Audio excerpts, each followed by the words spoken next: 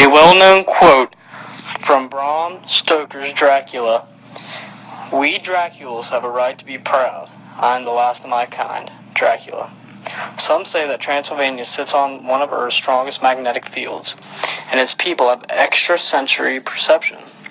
Vampires are believed to hang around crossroads on St. George's Day, April 23rd, and the eve of St. Andrew, November 29th.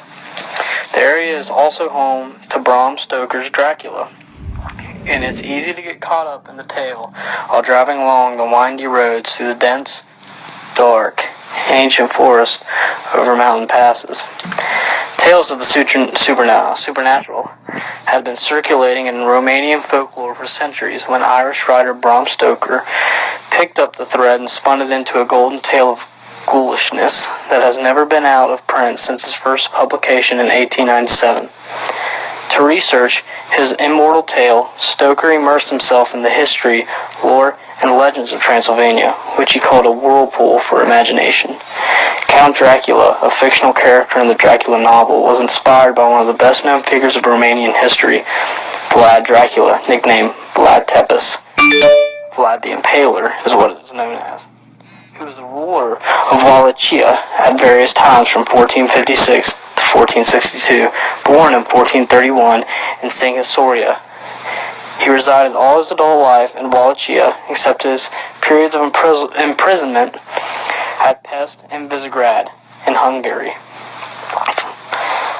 Tracking Dracula. Although he never traveled to Romania, Stoker crammed his book with deceptions of many real locations that can still be visited in present-day Romania. They included the most important historical places associated with Vlad Tepes, such as the 14th century town of Sighisoara, where you can visit the house in which Vlad was born, now hosting a restaurant, a small museum of medieval weapons.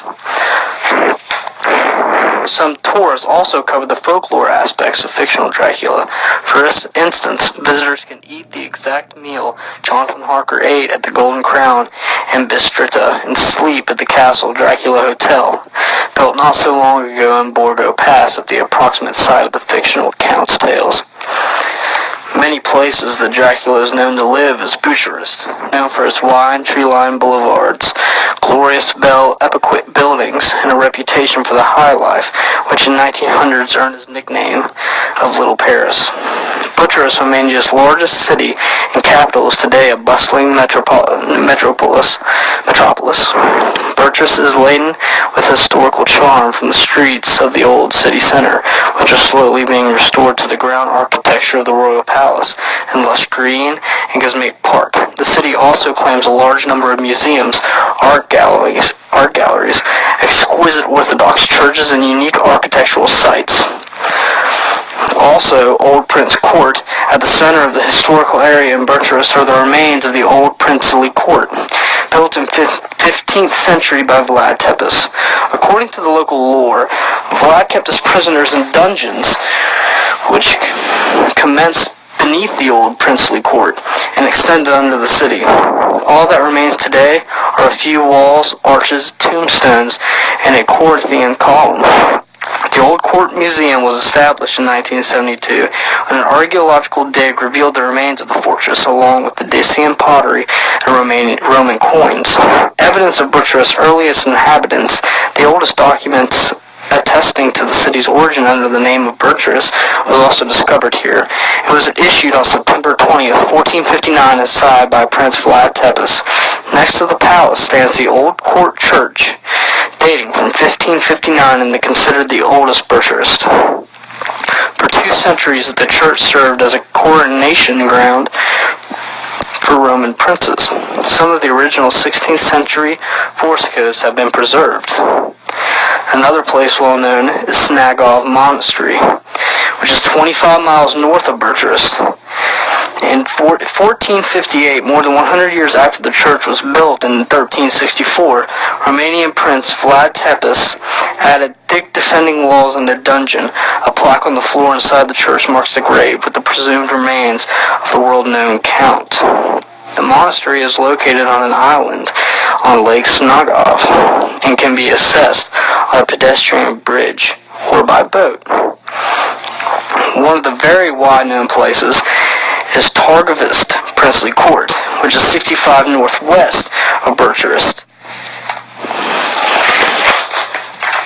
And Targovist toward the 14th century princely court in City Wichita.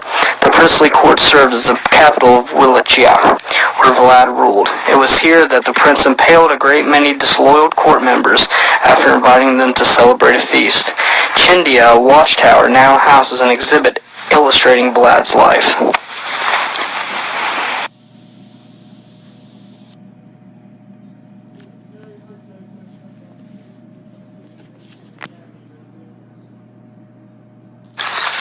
A vampire feeds on the life essence of their victims, drinking the blood of their victims to keep their bodies animated and limit the damage of decay.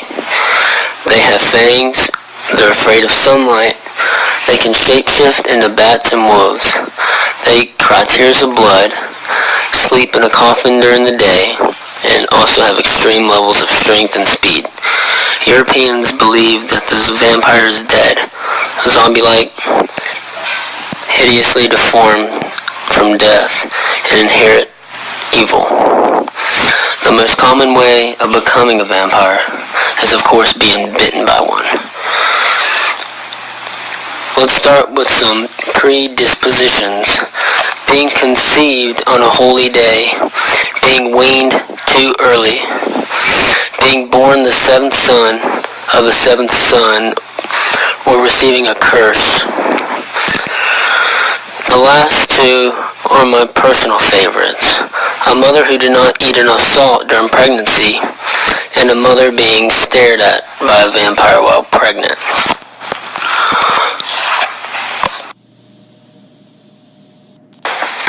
Vlad III was born in 1431, what is now Transylvania.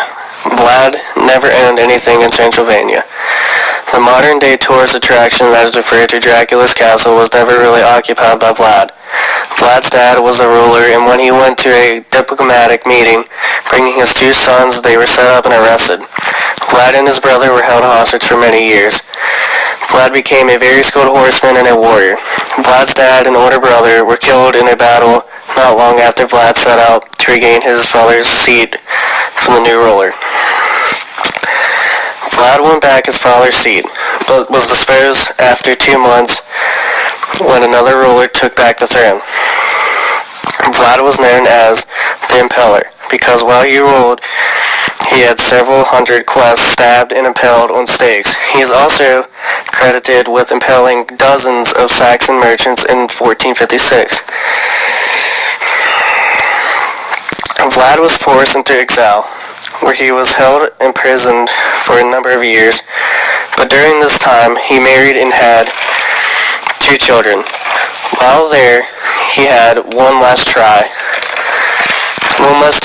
to take the throne, and successfully he did it. He took it back. But his triumph was short-lived.